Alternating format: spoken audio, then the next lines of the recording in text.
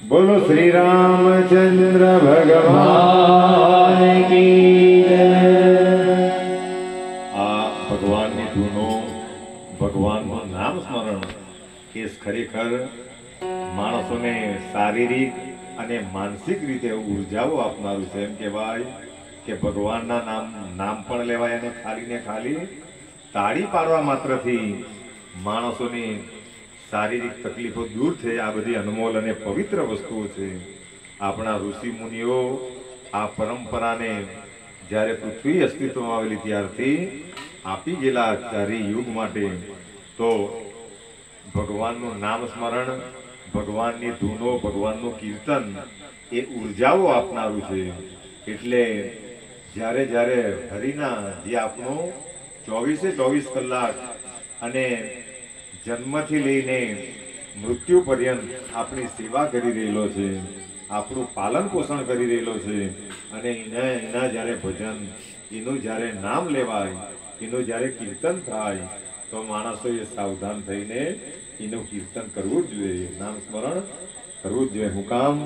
કારણ કે જેનું આપણે ચિંતન કરીએ તેના તેવા ગુણો આપણી અંદર ઉતરી જતા હોય તો બધા ભાવ અને શ્રદ્ધાથી આપણે રામને યાદ કરી લે. બધા શ્રદ્ધા. શ્રી રામચંદ્ર ભગવાન કી જય. પવન સુત હનુમાન કી જય.